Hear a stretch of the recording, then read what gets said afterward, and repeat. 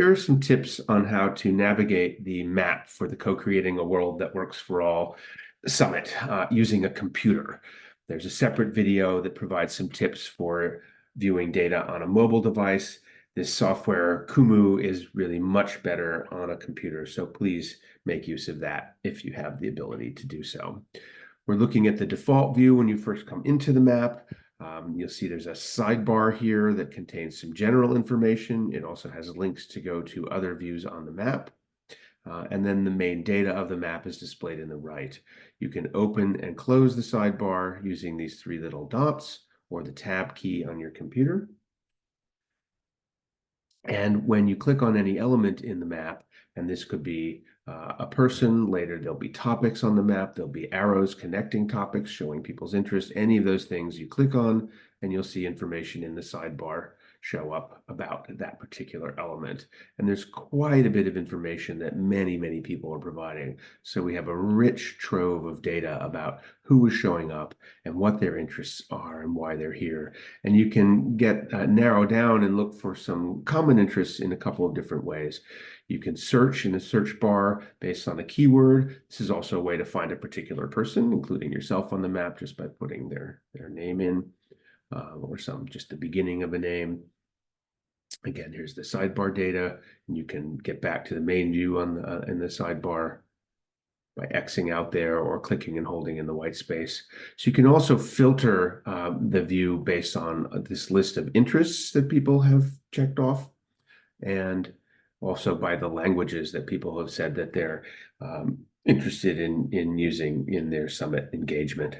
So this will be particularly valuable during phase 2 of the summit when we're self-organizing into lots of different conversations based on criteria like this, as well as on invitations for engagement that are going to be made and placed onto the map. So that's going to be this engagement invitations and responses view, which right now is not active, but you can click here and get a preview of how that's going to work. The views we do have on the map right now are this default people view. There's also people view without these little pop-ups, which is actually more valuable in mobile navigation. There's a geographic view that shows you where people are located around the world.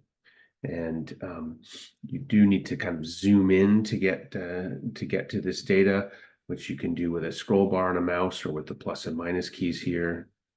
And you'll see occasionally there'll be more than one person stacked on top of each other.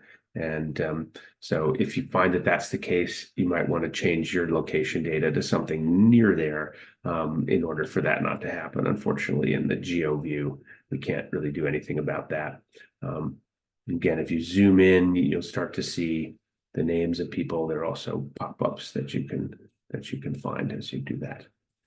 And I'll record a separate view about how to add and edit data and add yourself to the map, etc. So happy mapping. Please take some time to browse through and get a sense of all of the very rich data that we have about people that are participating in the summit. Right now, there are about 140 people on the map as of June 8th. Most people who are registering and are getting to the point where they can opt to be on the map are choosing to do so. So we've got a fabulous trove of data to mine here as we get ready to participate in this summit together.